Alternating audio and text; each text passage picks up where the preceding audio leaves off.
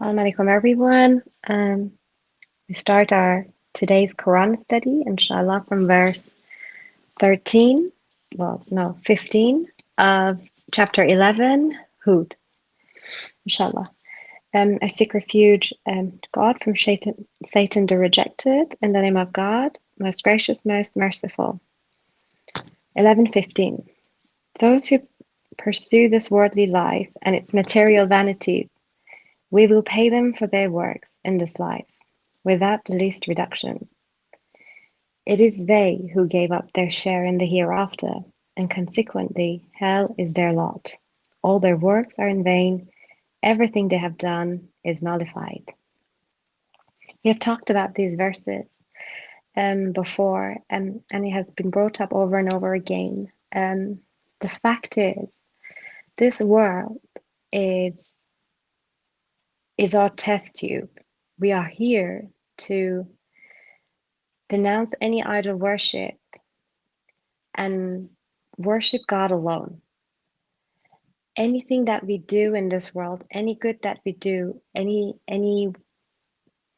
action that we do in this world should be to worship God alone, should be to get us closer to God alone.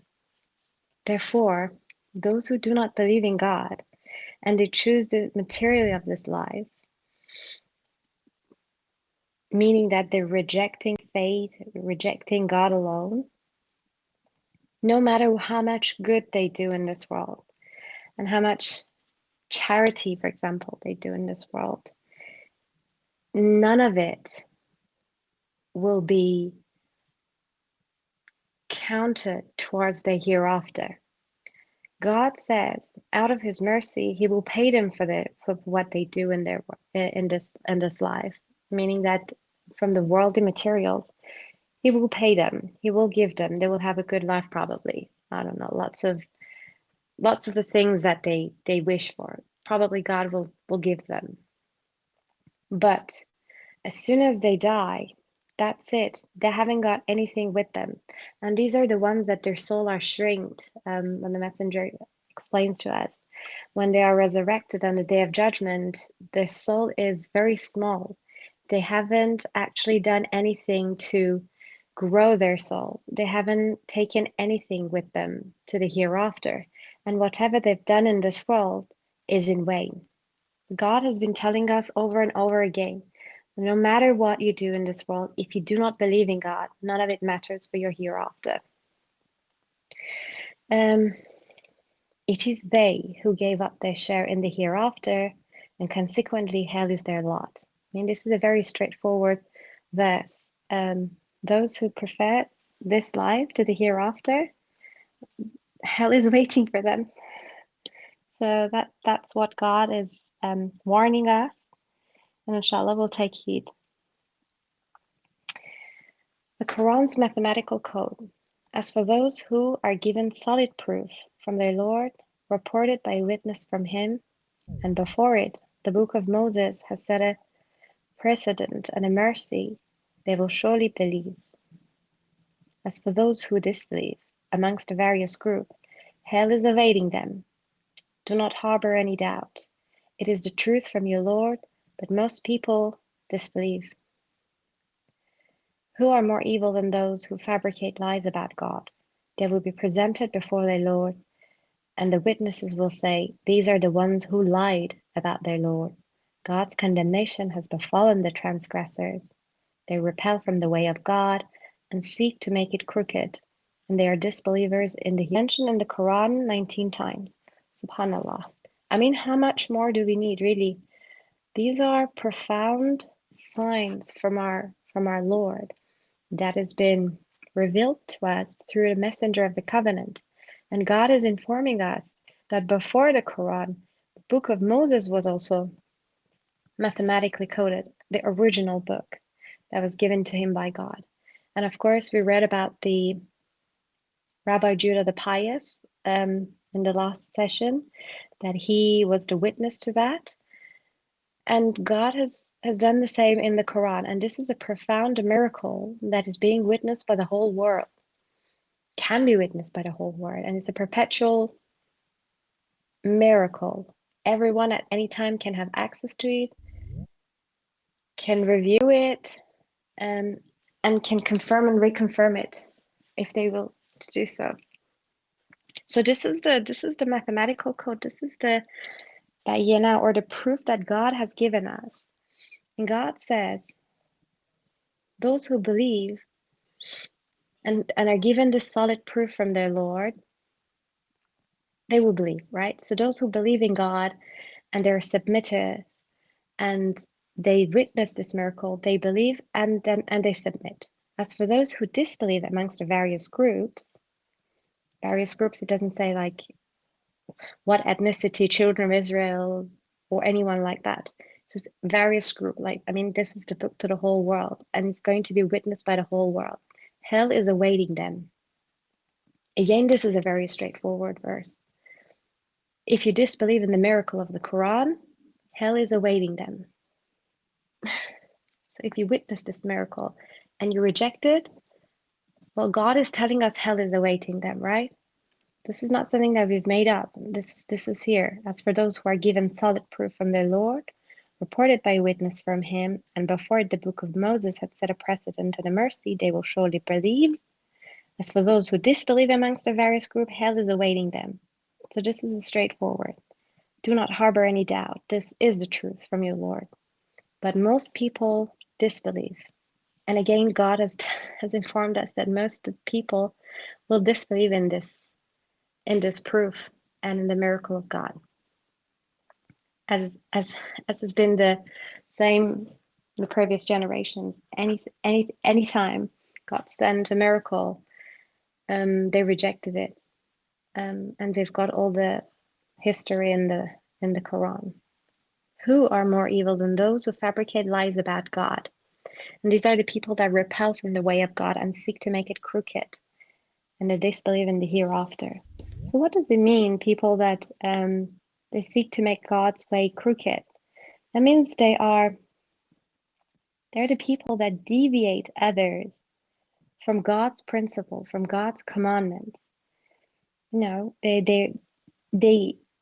tell people to engage in actions that are not what God has commanded us to do. So just literally all these like nonsense that people have made up throughout centuries and attributed to God and his messenger. And these are the people that are disbelievers in the hereafter. What does it mean? These are the people that do not believe in God alone, Quran alone, and they believe in the Hadith and Sunnah. This is very straightforward again. I mean, subhanAllah, we had Messenger of the Covenant explaining every single part of this Quran for us. And he's told us people that are disbelieving in the hereafter are people that, do not believe in God alone. If God alone is mentioned, the heart of those who do not believe sick with aversions, but when somebody else's name is mentioned, they'll be happy. Then again, the Quran alone, when you mention the Quran alone, they don't believe. And then people that believe in the nonsense that has been, the lies that have been made up and attributed to God, they believe in those ones rather than believing in God and his messenger. So these are the people that do not believe in the hereafter. So obviously these people have made up some sort of rules and commandments of their own and attributed them to God and making people do them. And these are profound. Even a very simple one, a messenger of the covenant gives us the examples of ablution. So we know what ablution, we know how we should perform ablution. It's got straightforward verse in the Quran. Wash your face, wash your arms to elbow, and your head, and then your feet. You wash your feet, right? So this is a straightforward four-state. And nowadays, or like for centuries probably, people have been doing it differently. People have been adding other things, other steps to the ablution. It may seem righteous and it may seem harmless, but it is idol worship because when God says four, it is four. It is not five. If you say it is five, you're following other than God. That's very profound. And the examples that Messenger gave us, I mean, again, they don't seem they don't seem harmful at all, and they seem very, they go in the extra mile, and they're trying to seek God's I don't know, approval, stuff like that. But these are what Satan tells us. When God says there's fourth stage, there's fourth stage. When God says you read your you you do your prayers, not too loud and not too um, not too loud and not too slow. Some that means you should do it like that with a moderate voice. That's how you should do your prayers. Now you go and tell anyone, any of the nominal Muslims, that this is how you should be doing your prayer, they'll probably kick you out of the mosque because you're going against their God. That's not how their gods have told them to do. So these are profound, and when we read about God annihilating a community, it's just simply going against God's commandments. They do believe in God, but they set up idols beside God. And setting up idols beside God, that means like listening to other than God, right? Listening to the commandments from others rather than God's commandments. So this is idol worship. And then God says, hell is awaiting them. There's no way out of it. The disbelievers, these will never escape, nor will they find any lords or masters to help them against God. Retribution will be doubled for them. They have failed to hear, they have failed to see. These are the ones who lose their souls, and the idols they had fabricated will disown them. There is no doubt that in the hereafter they will be the worst losers. So God is telling us, these people, the disbelievers, these are the ones that are not believing God alone, Quran alone. They will never escape. They will never escape from God. There is no escape from God except to God. So you can't escape God. And there is no one that can help you against God. There is no Lord and Master except for God. And God says the retribution will be doubled for them. They have failed to hear and failed to see when the messenger of the covenant comes and tells us what to do and what not to do. They fail to hear that. They fail to listen. They fail to take heed. These are the ones that lose their souls. As we just discussed, their souls are shrunk. In the hereafter, they don't have any weight. And these are the ones that are losers, and the idols that they had fabricated will disown them. And the idols will be all these religious leaders and all the saints and prophets that they have idolized. They will disown them. We've got a straightforward verses how Jesus talks to his people. And the prophet said, my Lord, my people have forsaken the Quran. So they have not followed the Quran alone.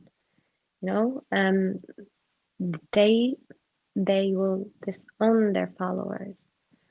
And they have nothing in the hereafter. They have nothing to say. They have nothing to do to protect themselves or reduce the retribution for themselves.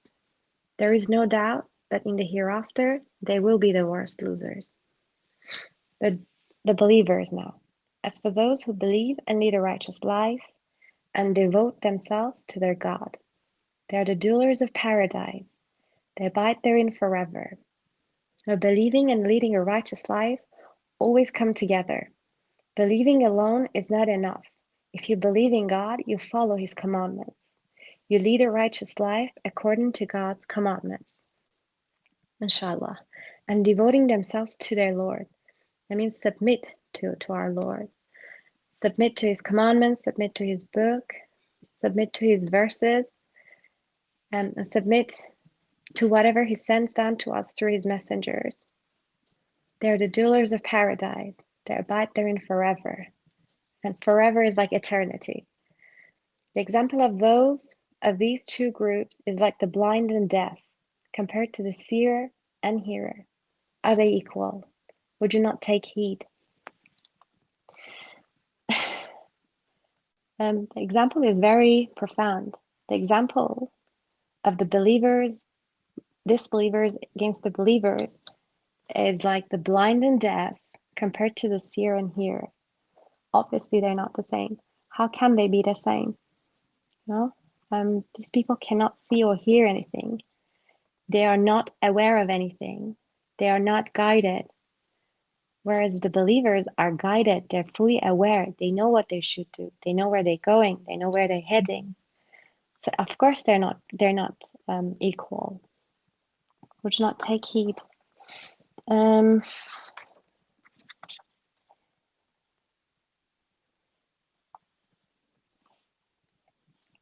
right. There was another verse exactly the same. I can't find it. It's in this. It's in the chapter 35, Fata. But if I found it, I will read about it, inshallah. Noah. We sent Noah to his people, saying, I come to you as a clear warner. You shall not worship except God. I fear for you the retribution of a painful day. So Noah is one of the earliest prophets, messengers that was sent down to people by God. And at that time, we didn't have any of these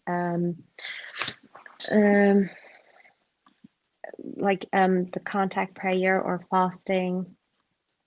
Any of these commandments were not sent down. These are from the time of Abraham, and Abraham is after Noah.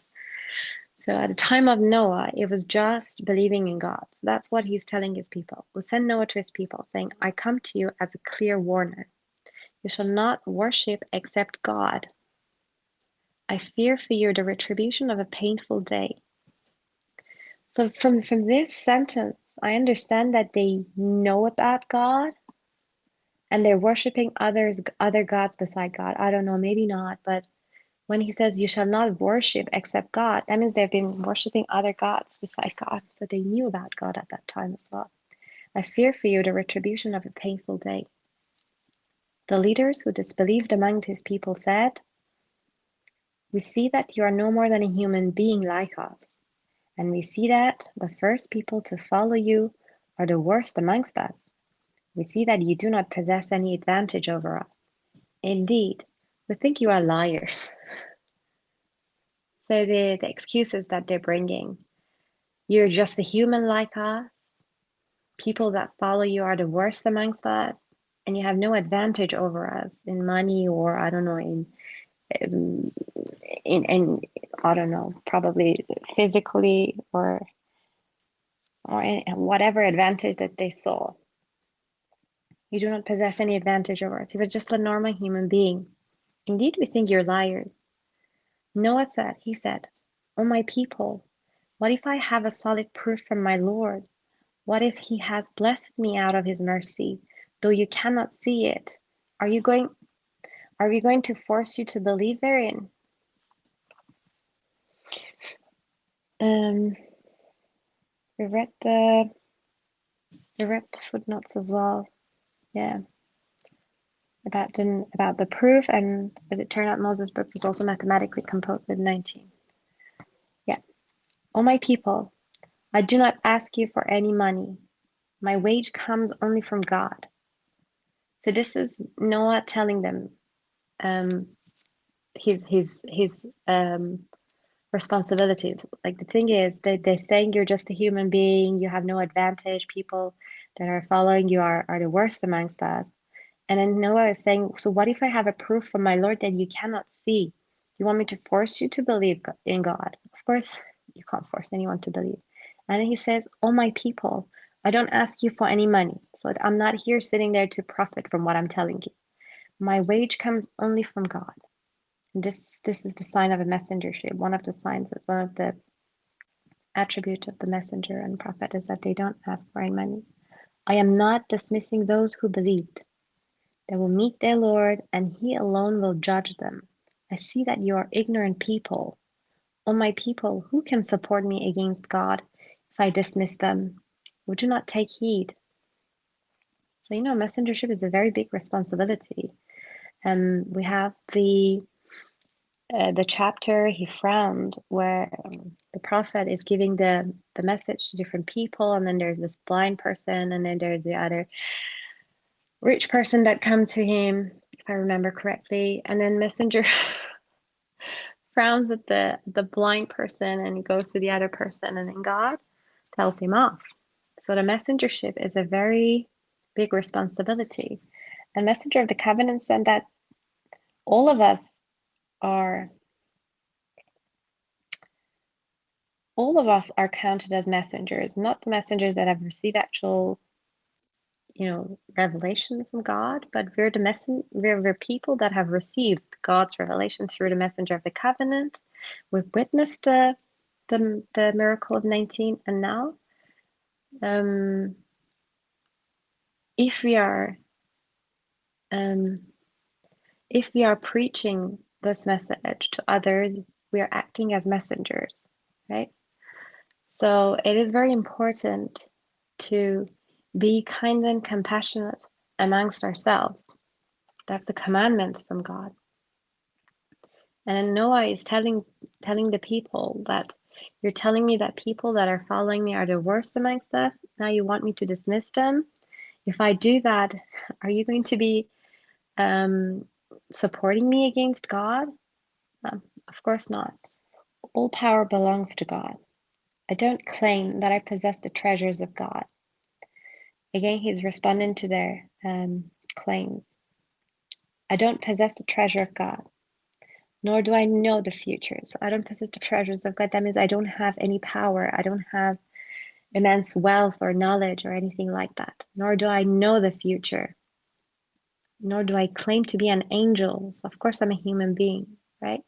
Nor do I say to those despised by your eyes that God will not bestow any blessing upon them. God knows best what is in their innermost thoughts. If I did this, I would be transgressor. They said, "Oh Noah, you have argued with us and kept on arguing. We challenge you to bring the doom you threaten us with, if you are truthful." So these are the leaders amongst the people. Again and again, we have read verses that the leaders amongst the people are the ones that guide their people to hell with them. They are the disbelieving people, and people that follow these leaders, will also go to hell with them. So it is important that we choose to follow those that are really worthy of being followed. We've got the messenger of the covenant, and then we've got the Quran. Who else do we need as our leader? Oh Noah, you have argued with us and kept on arguing. Now they're asking Noah to bring the doom. That is threatening us with that. Well, of course, he said, I'm worried of a retribution of a terrible day. Does not bring it. He said, God is the one who brings it to you, if he so wills. Then you cannot escape. Of course, he's saying, I don't have any power to do anything. God is the one that does it. Even if I advised you, my advice cannot benefit you if it is God's will to send you astray. He is your Lord, and to him you will be returned. Again, there is no one that we can guide, or the messengers could guide. The guidance comes from God only to those who want to be guided, based on their innermost thoughts. If they say, he made up this story, then say, if I made it up, then I am responsible for my crime, and I'm innocent of any crime you commit. Noah was inspired. No more of your people are going to believe, beyond those who already believe. Do not be saddened by their actions. So this is it. All the signs have come to them. He's informed them of what's going to happen. They have not believed, and now God says, this is it. No more people are going to be believing with you. Now he's starting to build the ark. Now God is giving the information to Noah on how to build the ark. Build the ark under our watchful eyes and with our inspiration. So it is the instruction that comes from God. And God mentions in 36:41, if I read it, this is the first ship that's been built. There, invention of the first ship. Another sign for them is that we carried their ancestors on the loaded ark. So this is the first one that is being made, and it is by Noah under the instruction of God,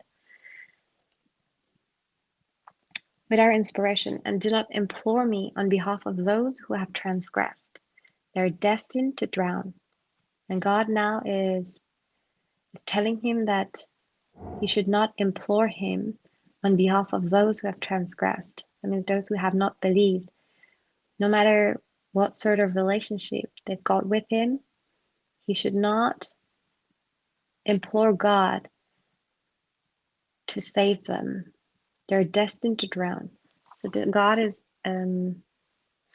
telling him this, and we read later on that his son, who was like a disbeliever probably,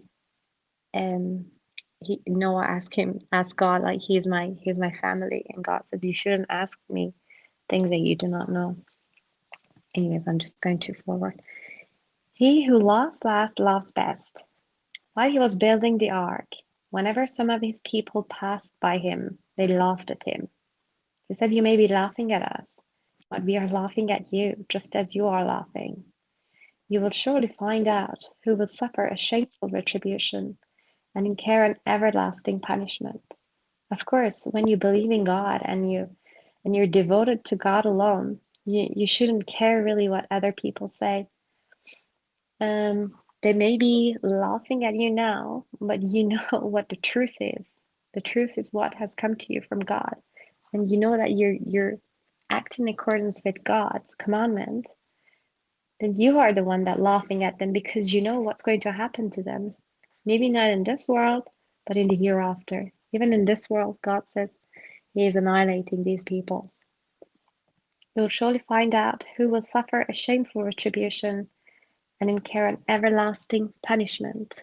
You see this knowledge that they had at the time, and Noah, he was aware of the hereafter, incur an everlasting punishment. He was obviously aware of hell. When our judgment came and the atmosphere boiled over, we said, carry on it a pair of each kind, together with your family, except those who are condemned. Carry with you those who have believed, and only a few have believed with him. He said, come on board in the name of God, shall be its sailing and its mooring. My Lord is forgiver most merciful. As it sailed with them in waves like hills, Noah called his son, who was isolated. Oh, my son, come ride with us. Do not be with the disbelievers. So my verse is finished here, but I would like to read the next one because it's relevant to this verse. He said, the son says, I will take refuge on top of a hill to protect me from the water. He said, nothing can protect anyone today from God's judgment. Only those worthy of his mercy will be saved. The waves separated them, and he was amongst those who drowned. So that's the history of Noah. Regarding verse 40, when God says, carry on it a pair of each kind together with your family, except those who are condemned, when God says pair of each kind, Messenger explains to us that this is God's proven truth. Noah's ark was made of logs, tied together with primitive ropes, and it's in 54:13. Contrary to common belief, the flood was limited to the area around today's Dead Sea. So it wasn't the flood throughout the whole world. It was just that area. And the animals were only Noah's livestock, not every animal that lived on earth. I was listening to a pastor the other day, and he was saying the dinosaurs were also on board Noah's Ark. So that's how wrong they are in their understanding of this matter. And God has clarified things in this book only if they read and believe. So the animals that were carried were only Noah's livestock, not every animal that lived on earth. And regarding verse 42 and 43, read about Noah's son. Although he was a prophet and messenger of God, he couldn't save his son. And his son was quite a well, when I say disbeliever, he had no knowledge of God, because he says, I take refuge on top of a hill to protect me from the water. And of course, Noah knew that nothing can protect him from God's retribution, and he explains it to him. But his son does not listen. Well, you think about the peer pressure. People think that his dad is mad. People laugh at him. He doesn't want to be like have any relation with his dad or follow what his dad says. And that is terrible in today's world. Even peer pressure is really a work of Satan, I would say. And those who believe shall only have God in mind and shall do whatever they can do, however they can do, to follow God's commandment, inshallah. And that's a reminder to myself as well, inshallah. I'm not saying that I'm perfect. I don't know. Things happen, but we always have to make sure that we have God in our mind, and we shouldn't listen to anyone. And Noah says here that you're laughing at us today, but we will be laughing, but we are really laughing at you. You're laughing at us. On that note, I'm going to finish the Quran study, inshallah, but then there is a submitter's perspective, if I find the right one. Yeah. Submitter's perspective, it's in November 1989, about a couple of months before Messenger of the Covenant's martyrdom. When it says, divine proclamation through Gabriel, like the time of Noah, only those who stand with God's messenger will be saved. So the angel Gabriel has conveyed to me, which is like messenger of the covenant, God's plan. Those who refuse to stand by his messenger of the covenant will be utterly destroyed. I was told specifically that it will be like the time of Noah. Only those who stand by God's messenger will be saved. SubhanAllah. I was listening to one of the audios. I think it's audio number 37. Messenger of the God clarifies it that they're not gonna die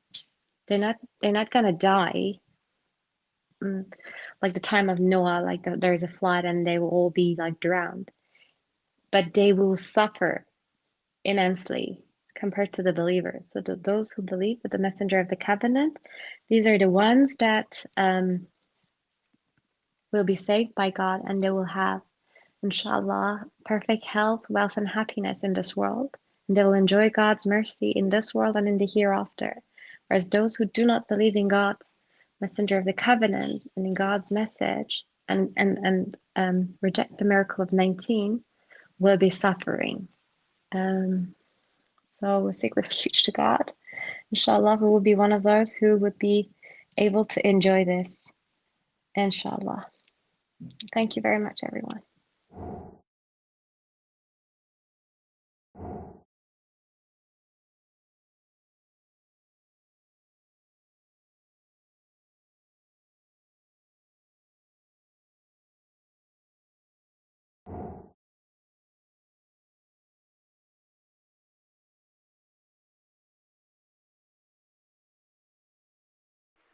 MashaAllah. Thank you.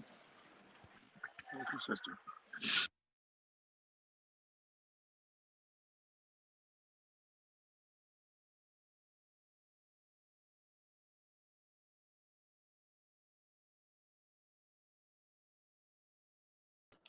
Yeah, I find it interesting on the verse where his son is still persistent, because they were warned about the flood and the retribution. And then he's invited again, essentially getting a second chance, like even when clear proofs have come to him, literally surrounding him and he still, I guess, because of arrogance or not wanting to admit he's wrong, or like you said, sister, peer pressure and all that. He still persisted, like um, thinking he can take refuge on a hill. So it makes sense, I guess, when you see it like that, or when I see it like that, not to feel sorry for these people, because I think that's one of the traps that excuse me, um, like for hypocrites or people, it's like sometimes it's like you tell yourself things, but or your gen will tell you, your companion will tell you things, to make you feel sorry for somebody. But when you realize like just how stubborn they're being, like chance after chance, it puts things into perspective.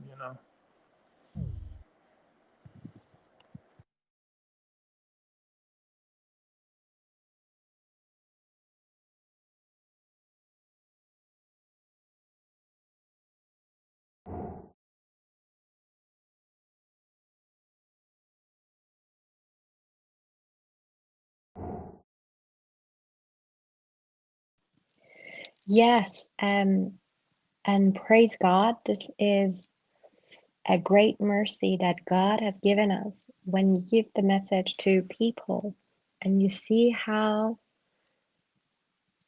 stubborn they are and how they reject the message and you see their suffering.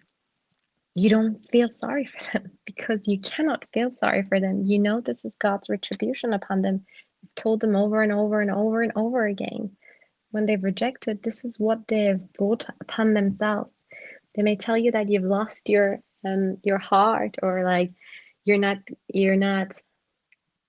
kind enough, or you're not caring enough, but that's not the case because you know that's the retribution that they're going through. And you know that this is something that they have actually willed for themselves. When I say willed for themselves, of course, it's willed by God, but this is something that they've actually brought upon themselves by not believing in God and his messenger. So it is very important. God has informed us, and with God verses and messenger of the covenant has informed us that if we don't follow, then hell is awaiting for us.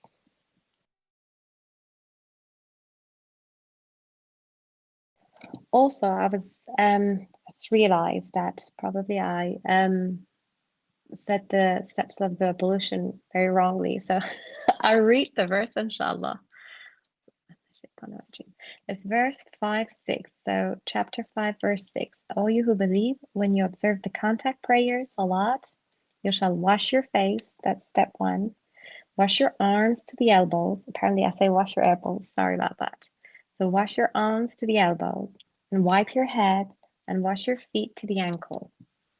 So, these are the four steps of the ablution. So, apologies if I said it very wrongly.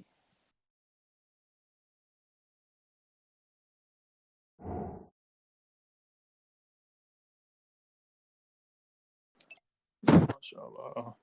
God's the most merciful. So, when I also think about it like that, if it, being He's the most merciful. So, I mean, if He, I guess, you know, um, like if He decided, these, ultimately they make the decision to disbelieve. But if there was some redeeming quality about this person, then I mean, He would have, I guess, seen to it that they're helped. So then I don't. That also helps me. When I think about that, I mean, who's more merciful than God? So He knows best.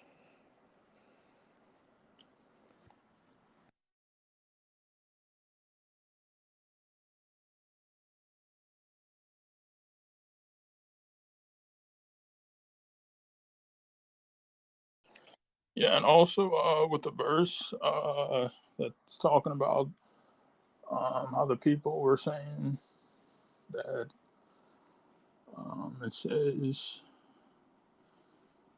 we see that the first people to follow you are the worst among us. I wondered in the past sometimes like what that meant exactly, but I don't know where I heard it or if it was from the messenger. I don't want to quote anything, but I think because like on one respect I was thinking like they could be like kind of like you said um, like weak or poor or lowly or some or you know but I think what I've heard what I've understood it's like they were the worst people in terms of like their behavior, like some of the worst people of like in this community. I guess that would do the worst things, and they were like the most bad, and then they I guess they saw the evidence and they reformed, and I guess it shocked the community, to see like okay, here's are the worst people among us who are like the most bad, and then you know um, I think I don't know Um, if it was here or because there was another part where I think it might have been in another part of the Quran where he says, "I don't know what these people have done." Um, yes, and there is yeah, there is this he's verse here as well. I read when it says if they don't look good in your eyes or something like that. okay. There you go. Nor do I say those despised by your eyes.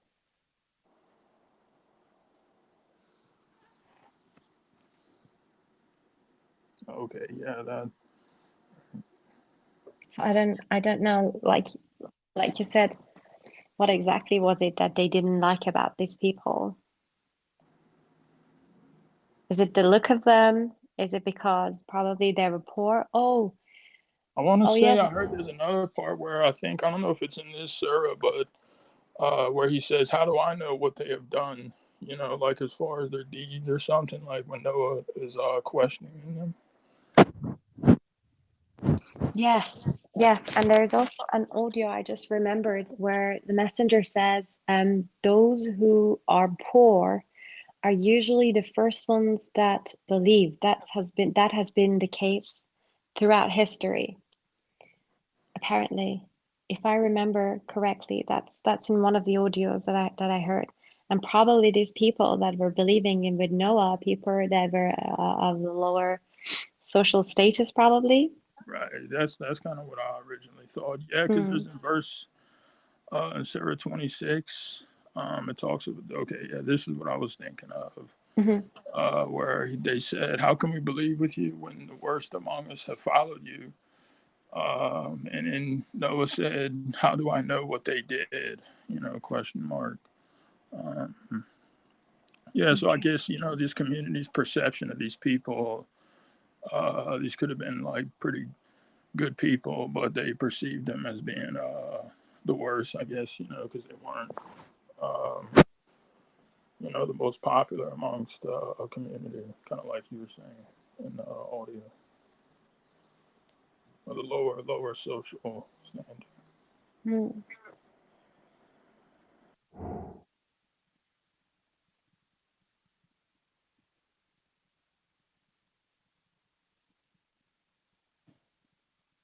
yeah, mashallah.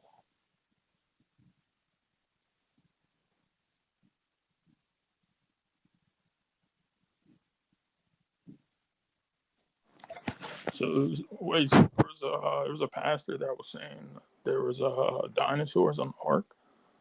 Yes, there was a very nice actually quotation from a pastor, and I was just looking up his Wikipedia, and I was looking at his videos, and one of the things that he was saying is that like about Noah, well, it was written about he's a creationist. Is that creation? Is that what they call them? That they believe that God has created things. Yeah, and that one of the things that he said was that he was carrying dinosaurs on Noah's Ark. You see, they say these kind of things, and people will think about it. And they say this guy is talking nonsense. And this is one of the things that they refrain people from God's path. If I can follow it, if I can find it, I will let you know. Okay, I've heard some stuff before, but I've never heard that. That's pretty interesting. It's like, yeah, the stuff people will come up with. I was actually at dinner at this was months ago. I was invited. A nice um, family of I think they didn't exactly tell me, but I think they're, what are they, Pentecostals? But we still share the commonality about talking about God, and they are more like focused on the deeds aspect and works, than most other Christians I've come across. But anyway, um, him and a few people were over one night, and they were like discussing about like all these rhetorical or not rhetorical but theoretical questions, like open ended, about like how did Noah fit all the animals, and it was really a bunch of vain talk. I didn't participate in nothing, but it's just crazy, the stuff, like the theories people will come up with, like they'll, when they have no evidence to any of this, they'll just make something up just because they believe it, or they go to some creation museum. I think that's what it's called, and then they supposedly do this demonstration. But I mean, none of it makes sense, because they wouldn't be disputing, over it like they were that night. They were kind of arguing about just, silly little details. And but yeah, I thought that was pretty interesting about the dinosaurs.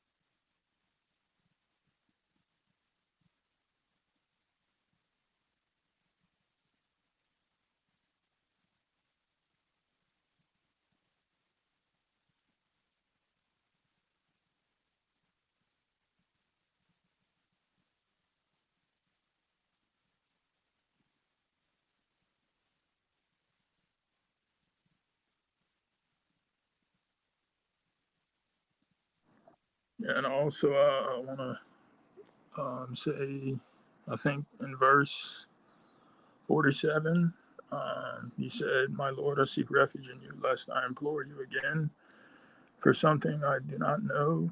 Unless you forgive me and have mercy on me, I will be with the losers." So, to me, I think this is like such a good example of how we should be. I mean, even an example of David. Because sometimes, like something you see how careful, um, Noah is, with asking for forgiveness. Like Mhm. something, I guess, like I mean, if I wouldn't have seen that, I would have seen that, I guess, as minor, or like what most people. But it's just a good reminder for me, to be, have that have that mindset and be that way. Um, asking for forgiveness, even if we're unsure or not taking things so lightly. You know, which is it's a good way to be. You know. That's a profound verse, actually. That is a very good reminder to all of us, myself as well. When I was reading it, I was like, wow. Um, so when God wants to afflict someone or wants to punish someone, we shouldn't be asking God to help them if we know that that person is a disbeliever. So we cannot pray for God to save them or to help them. You know, we're actually doing our own soul's harm by doing that. And Right. That's a very good point. that's exactly what happened to Noah and his son. I haven't read there, but yeah, that's the verse that follows that. The son. And I like the footnote. It's talking about intercession. Is Satan's most effective bait. Because I just saw like shared like a photo today, and then there was like a comment on that someone, most people liked it, but there was one person that said, he said, I don't want to take too much time pulling it up, but he said something like, I think it was the verse in servitude, about those who proclaim, let me see. Yeah, surely those who believe, Jewish to Christians to converts, that one. And this person commented, just saying, like, if Jesus isn't mentioned, you're all doomed. Don't believe anybody. Without him, you will not go to heaven. And it's just, I just laughed at it and I responded with actually the verse you had talked about today, social pressure, profound disaster. You know, Mm-hmm. you worship powerless idols. Because this is something like even myself, I kind of went through a test, but it didn't really last that long because when I like looked at like it wasn't like too difficult in the sense that like it's like either that or hell. It's if you read this verse, it's so true because it's what like I've kind of felt firsthand myself, or like what I see with a lot of people. It's in one of the intros, the messenger, he writes, the myth of intercession is one of Satan's most effective tricks to dupe millions of people into idol worship. Millions of Christians believe that Jesus will intercede for them at God, and millions of Muslims believe that Muhammad will intercede on their behalf. Consequently, these people idolize Jesus and Muhammad. And he goes on to talking about how illogical it is. And I mean, this should see, like these examples, like with Noah and Abraham and things we just read, should set, uh, um, I guess, like these precedents, should be apparent to people, like that. Um, you don't get out of hell free card just because of someone. Because I mean, that's like bypassing all the requirements, of living right and then that, So I just wanted to share that. Exactly, I agree. I mean, it's just so very clear, isn't it? We read about Noah, he cannot save his own son. We read about Abraham. He prays for his father's forgiveness. God said that was a mistake, you know? So we read all about these ones, and then Lot couldn't save his wife, so on. So these should be really clear to people. I mean, this is very straightforward. There's nothing twisted or like hypothetical or anything like that. or it's not an allegory or anything like that. It's a very straightforward verse that God has explained things to us, right? When people cannot see this, and if people read them, doesn't make them think about their actions and about what their parents tell them or what their leaders tell them, then that's really a divine intervention. That's what the messenger said. That really takes a divine intervention to have a blind eye on all of these verses and all of these reminders because they're very clear and straightforward. These are not even one of those verses that have got like different meanings and people derive different things from them. Very straightforward. He couldn't save it, and God told him, you don't ask me for things that you don't know. And then he seek refuge to God. And how are these people or anyone able to intercede on anyone's behalf in the hereafter? I mean, that's very logical, absolutely logical. So it really takes a divine intervention to ignore these warnings. Yeah, exactly, mashallah. You know, and like, I mean, if Abraham couldn't do anything for his own, like flesh and blood, so to speak, like his own father, if Abraham can't even save that, well, I mean, that definitely means Abraham can't save any other human being. And if we, I mean, not to make distinction or compare, but I mean, this is just for the I guess point I'm trying to get across or explain. It's like what makes people think that Jesus can do, um, I mean, because I mean Abraham is really he's the founder of Islam, and so I mean if he can't save anybody, right? I mean people should look. I mean, not even his own father, So let alone some stranger that he doesn't know. I mean, so people should think about that, and like what makes Muhammad different, right? What makes Jesus different, right? And then they just come up with this roundabout answer. And it's yeah, like you said, it's exactly what you said about divine intervention, with these people, because it's like it's right in front of them. The logic is all there. It makes perfect sense. The truth is there, but they just choose to disbelieve and get trapped into wishful thinking.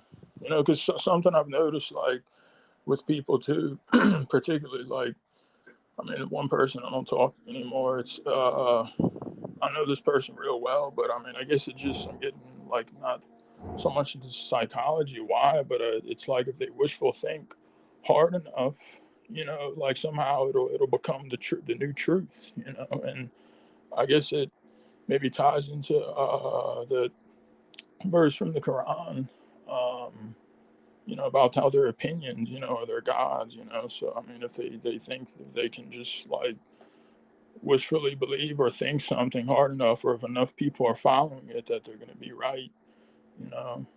Um, but yeah, these are good examples that God gives us, mashallah. Yeah, Brother Salami is mentioned here. That is why there is encouragement for logical agreement here. Verse 64 of chapter 3, invitation to all believers, say, O followers of the scripture, let us come to a logical agreement between us and you, that we shall not worship except God, that we never set up any idols beside him, nor set up any human beings as Lord beside him. If they turn away, say, bear witness that we are submitters. Yeah, mashallah. That's a great reminder. When the verses of the Quran do not fit into their crooked ideology or beliefs, they interpret the verses wrongly. I remember they used to tell us that Abraham's father was actually his uncle. So I had this understanding up until I actually read the translation of Dr. Khalifa that the person that Abraham couldn't save was not his father, was his uncle, because all these prophets and messengers are supposed to have pure blood, you know? probably that's one of the reasons. I don't know why they lie about it. And it is very clearly said in the Quran, father, in Arabic word. So when it doesn't fit into their their ideologies or their beliefs that are very wrong, they interpret God's verses to fit into their wrong understanding. If you know what I mean? So I don't understand why would they say things like that when it's absolutely wrong, and they know it's wrong, but they say it because it doesn't make sense to them.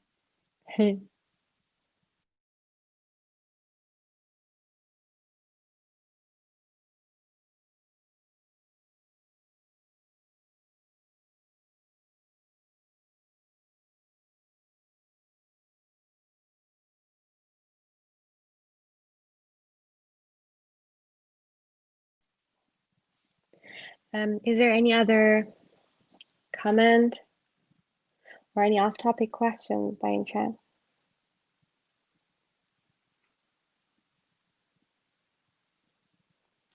I'm conscious Brad, so I might need to go. So if there's no other comment or any questions, we'll finish this study inshallah. Thank you very much everyone for listening and joining the study. And inshallah you have a great night and day wherever you are. Assalamu alaikum everyone. Thank you. MashaAllah. Assalamu alaikum. God Assalamu bless. alaikum.